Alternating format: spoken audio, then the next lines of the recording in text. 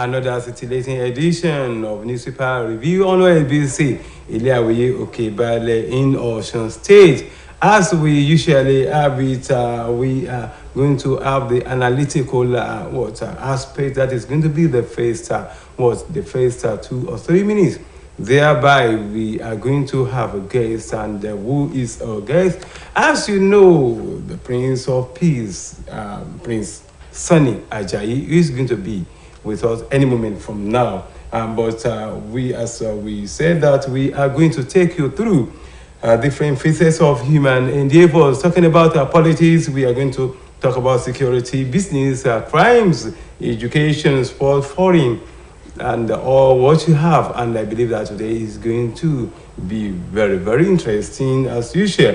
And we have about 12 papers to review within this time. That is why it's very, very important for you watching us at home or watching on your phone or any other media that you saw or you stick to you glue to your system and enjoy the newspaper review.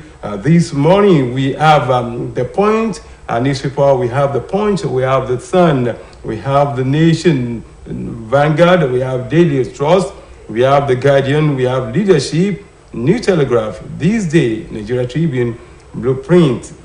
Wow, very, very interesting today. Let us firstly look at the headline before we are going to dissect it. Then, likewise, we are going to look at some writers on the newspaper today. Let us start from the Punch newspaper. Emefiele, DSS running mate, paused as CBN governor resumes. Likewise, we have from the Sun, Daily Sun, we have service chiefs. Service chief's action saves Emefiele from arrest at airport. Likewise, from the Nation, we have APC 6 articles probe for fraud within 72 hours. From the Vanguard, we have Tinubu articles seek each other's arrest, disqualification. Likewise, from Daily Trust this morning, we have Emefiele resumes amid fear of arrest. Then the Guardian says subsidy saying stop 100% for importation. Labor charges government. And the leadership newspaper says Atiku Tinubu renew war over alleged corruption. Then from the New Telegraph, we have Atiku Tinubu clash over corruption allegation, political thuggery.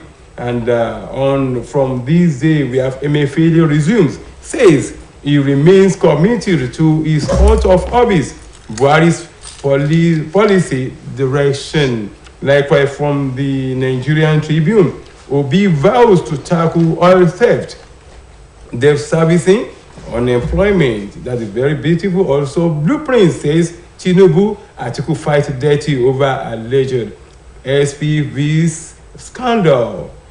Those are few headlines that we have. But before we go to the rider, as I promised you that the Prince of Peace will be in the studio and is much around.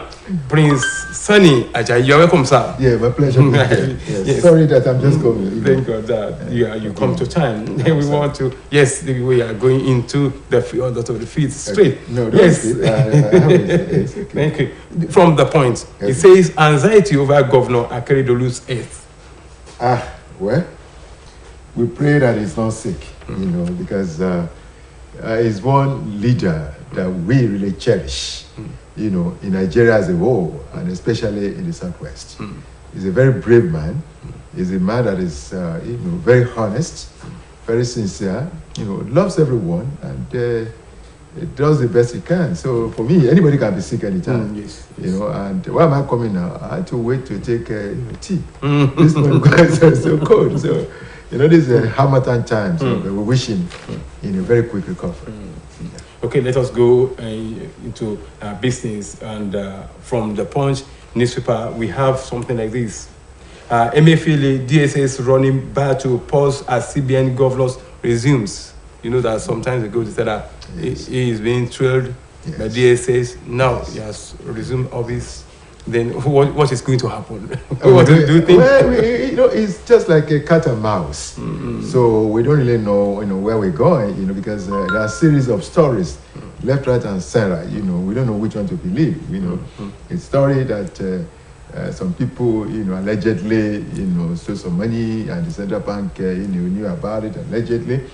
Some people say that, he only went with Mr. President to the States. And then they left him there. Some people said he was on leave, as a human being. And some people are saying that he's just coming back to resume. So it is not too late to know where we're going to go. So the pendulum is still swinging. So let's be patient. Yeah. Likewise, from the Daily Sun, we also have this thing also related to Emefiele again. That is why I want also hammer the likely incident today. Yes. That is when he enters. It says, service chiefs, action saves Emefiele from arrest at airports. This is the problem now. If I had to be another guy now, he could have been arrested. And that's why I don't really know, because laws are supposed to be for everyone. Nobody should be a secret cow. Former President Donald Trump now is facing his own. If I had to be in Nigeria right now, he'd be living in his own mansion, and we have a lot of money left, right, and center, and it'd be so untouchable. I think what we need in our country today is institutionalized political corporate governance. Where we have institutions, and then we don't really care about personalities. But right now, what do we have? We have personalities. It's Mr. So-so-so, it's Chief so-so-so, it's like so-so-so. That's what we have. So I still believe very sincerely that since Mr. President is now cruising home, and it's almost at his own, finishing line, whatever he does now, be what we will remember him for. That's the truth. So if he likes, he can clean up. If he likes, he can allow the guys to keep on messing him up. For Mr. President was a soldier, he's a general, and he will always be a general. So let's see. Because CBN governor has no immunity. Trying to vie for the post of presidency, and that means that there must be something in his post. For me, I don't know why he cannot even on his own present himself. Why should he be running left, right, and center, and it's now becoming a political issue? It doesn't help our nation, and doesn't help our economy, and it's going to affect our, foreign exchange, in the international money market, because this is a custodian of our wealth. Yes. Yeah, this is a guy who's going to let us know where does our policy go as an economy. This is a guy that regulates all the banks. This is a guy that speaks money. And so if the guy now is somebody now running left, right, and center, and there is now becoming a subject of, series of counter accusations and allegations, what have you, it's not good for the Nigerian state. That is my own take, and Mr. President should do something about it. If his own supervisor cannot do anything, that is the Minister of Finance, and planning. If she can't do anything, then Mr. President should please speak out. Okay, let us go with politics. APC, PCC, 6 articles probe for fraud within 72 hours. They have started. Yeah, trading words. Yeah, I watched it last night on the channels, and I saw them, the way they were attacking each other. But one thing is this: he that goes, to equity should go. Must have clean hands, must be equitable. So now I listened to Dino Menaye yesterday. Instead of him talking to the issues that his principal was accused of, he was busy abusing another guy. He was busy maligning the character of another guy. He was busy saying things that are not only slanderous, libelous, but are still able, saying that the other man now has been indicted by the court of law in the state, that he was a drug baron and all those stuff. We should not allow these things just to fly away like that. So even Vanguard also says something about it. Tinubu, Article 6, each other's arrest, disqualification. Likewise, when you go to more papers, you see something like that. That is leadership. Leadership also says Atiku Tinubu renew war over alleged corruption. Why all this? Actually, it is not only peculiar to Nigeria. No, even in America, the rain abuses each other when it comes to this time. Then I want you to look at the empire, that is INEC. What are they doing, or what are they supposed to be doing in case of this thing? You know, when they are raining abuse on each other like that, it can lead to fracas, and it can lead to one attacking each other. You can see that some of their followers are attacking each other. What should we be listening to them? Then I want you to talk to the INEC, then the press also, who are carrying all these things. Okay, first let me talk to INEC. You know, for INEC, INEC can't do anything because the time for INEC to act is over. You know, when these folks subject themselves, you know, going into the political arena and saying they want to contest for an elected position, you know, through the ballot box. INEC's duties are to say, okay, listen, go to EFCC, go to all these agencies, let them try to look at them properly and this and that. And what they are screened, and those agencies find them to be eligible, INEC can't do anything any longer. INEC on its own can only do something when it comes to qualification, academic qualification. You know, if the paper somebody has filed and INEC finds them not really, you know, worthy, or maybe something has happened to any of them, INEC can go to those agencies and find out. But once those hurdles have been scaled, INEC is free. Now, let's not talk about the law enforcement agencies. I think, you know, these people making allegations left, right, and center, the law enforcement agencies cannot depend on the newspapers or wherever. You know, people have to write, people have to petition them before they can stand up and act. You know, to me, I think these guys who are just talking blah, blah, blah, blah, blah, blah, you know, they are jobless political tonkos and hangers on.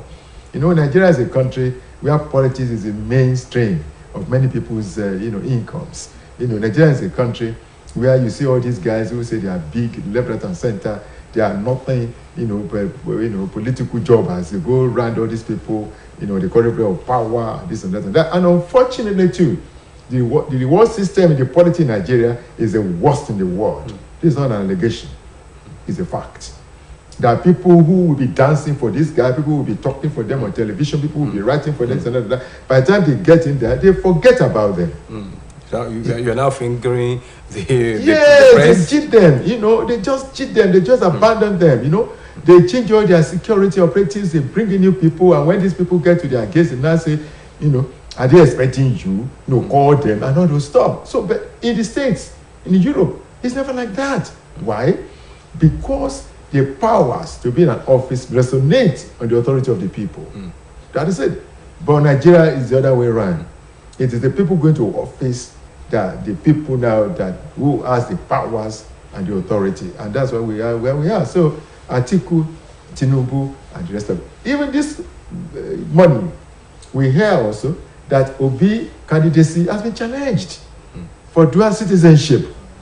There are some of us who cannot go for this, and when people say, oh, you are not contesting, they don't even know the constitution of our country. You cannot be a German and be a Nigerian and be contesting for a political office. It's not going to happen. A group now has taken, you know, the presidential candidate of Labour Party to court for dual citizenship. That is a Texan, you know, that's a Nigerian American, and is equally Nigerian. So the constitution frowns at that. So let's see how it goes. And again, that is why we come back to INEC. As INEC done due diligence in all this. Yeah, because if INEC has done this is not the time now for us now to be hearing that Peter Obi has, you know, dual citizenship. No. They ought to have done it. He must have done it. This is not the time for us now to hear that somebody somewhere now is alleging that Atiku has done this and that. No. Tinubu, you know, we've read and heard a lot about Tinubu, you know, about, maybe Lagos, resources and all those things, you know. Those things were really talk about. We heard a lot about him that he said has to do with money that is, the account was there for $60,000.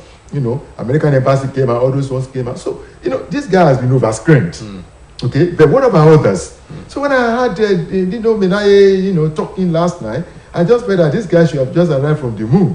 You know, yeah, and so you know, I want us to go to business because we don't have much time again. Let us take it from the Guardian newspaper saying subsidies stop 100% fuel importation, labor charges government. Is how reasonable? Is it practical? You see, we keep on talking. We are just talking. You know, today I bought fuel 250 naira. 250 naira per liter. Is a shame. You know, in our own country, for God's sake. Why is it? The answer is simple. It is because our people do not like anything made in Nigeria. You know, we are a consumption economy, and we are a mono-driven economy. We are an economy that, you know, depends on other nations to even exist. You know, if not so, all these small modular refineries in the creeks, in the Niger Delta, could have been improved upon. They have been, you know, these guys have been instead of destroying them. We've been saying this all over the country. Everywhere I go, I say the same thing. You know, if you go to places like Mississippi, Texas, and the rest of them, where they have, you know, their oil, you know, wells all over, rigs and the rest of them, they have hundreds of refineries, but they have thousands of modular refineries. But those ones were not confiscated. They were built by the government or by they were built by individuals. Let me say something. You know, technology is crude. It has to be developed over the years. I remember the guy that, you know, developed the bulb, this line. You know, it was the 1,000th time that I tried that I succeeded. Yes, 999 it failed. Yeah. The last one. Look at the phones we are carrying now. It didn't start like this. It was one big giant stuff. You know, on the table. Failure leads to success. This is it. You know, this so-called crude method of, you know, oil production in the Niger Delta that enabled these people to export their own oil to Cameroon, to this and that, and for their communities' consumption. Why can't we develop them? If one Chinese from somewhere and, you know, has come to Nigeria with a chin by now, you know, all those refineries have been everywhere. We are not patriotic from leadership down the line. We are not patriotic. Then what is the way forward? Moving forward is so simple. We're going to have a new government, right? May 29. Okay. And Nigerians now are now awake from their slumber. And the new government is not going to find it easy. That's the truth. These guys can cut off their throats. Nobody cares. Whoever gets there is going to be on a hot seat. Yes, and his house is going to be born in 24/7 because everybody is on edge. You know, what we are doing right now is that it is just tolerance. You know, let's have peace in our life. Yeah, quietness. You know, let this government just go away. Let a new guy, you know, comes on, and then let's see what goes. And right now, the whole politics has been so configured, unfortunately, tribally. You know, you have Tinubu Yoruba, Obi Igbo, Kwakwanso Hausa, and Atiku Fulani. So the game is on. Okay, we are still on business news. Nigeria's inflation, that is coming from the point newspaper saying Nigeria's inflation eases first time in 12 months to 21.34%. Can we say congratulations to Nigeria?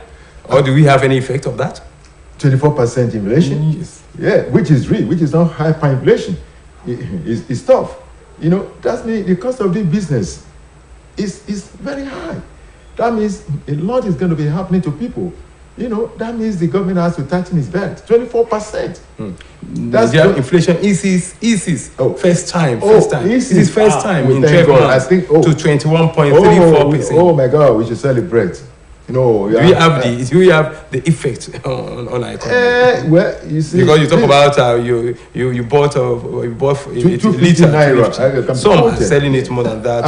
Do we have the effect of this thing on our economy? So the effect is that where inflation is going down and has gone down by 4%. I don't know the statistics. I don't know how they get those formula. I don't know whether it's a book something. But if it's real, then we thank God. And it should reflect on everything. You know, it should reflect on what we buy. It should reflect on what we consume. It should reflect on our ways of life. It should reflect or the gas we put, in our cars. Okay, let us go foreign now because we have to touch every angle. Mexico imposes strict anti-smoking laws in Mexico. Yes. Is it possible? Yeah, well, it's possible. Then can we emulate something like that in Nigeria? It's possible, because at the end of the day, Mexico itself knows what is good for its country. That's number one. Then number two, do we know one thing? That Texas was a province in Mexico. The state of Texas was a province in Mexico before the Americans, fought for it and they got it. So for me, Mexico is a big country, and it has the right. If smoking is what is giving them problems, so be it. Okay, let us have a look at another big foreign story. China announces first population decline in years. Amen. Already they're getting to 1.4 billion people. Yes, China, the biggest in the world. Yeah, the biggest in the world, and they're interestingly the most vibrant in the world. Most vibrant. Yeah, honestly, and fortunately, the country that knows how to use the human beings. Yeah, and again, the country that people are patriotic. The country that draconian laws. Check their people, especially people in big offices. If anybody is found corrupt that is in office in China, first, his property is confiscated. Number one. Number two, he himself, we kiss the canvas. He'll be dead. Yeah, and there was a time. High discipline. Yes, I want to rush two things together. In 1960, the United Nations came up with a resolution that by the turn of the half of the century, that's gonna be, like year 2010. Year 2001, there'll be three emerging economies in the world that'll be so powerful: Brazil, Nigeria, and India. China was not there. Singapore was not there. Japan was not there. So many of them, New Zealand was not there. But where's Nigeria today?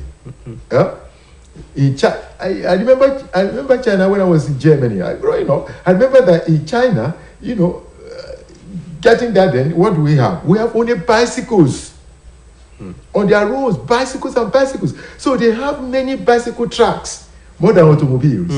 You can count the automobiles in China. But today, an average Chinese has a car. So we're not talking about millions of cars in China, and they're not producing their own cars. And so the middle class in China, is more than many countries' population put together. That's why we have leaders, like a Chairman Mao, and all the rest of them who said, whatever we cannot produce, we will not consume. The same thing in India. But in Nigeria, whatever we can produce, we should not consume. Can you see the other way around now? Just opposite. Nigeria, what we produce, we should not consume. We are producing vehicles, using motors, okay? But we are using Toyota from Japan. Yeah. Because let us use the last one for sport. Nigerians, it seems as if we are not doing much well in terms of football, but boxing, hockey, and some other petty sports, we are doing well. Then can you can we diversify in terms of sport? I think in terms of sport, very, very quickly, I think first and foremost, we should know all sports are very important. They're important for two reasons. Number one, for the Olympics. You say soccer is just one gold in the Olympics. Whereas swimming, takes a lot of, golds, a lot of gold medals, a lot of silver medals, the rest of them like that. So we need to give each of them, its own priority.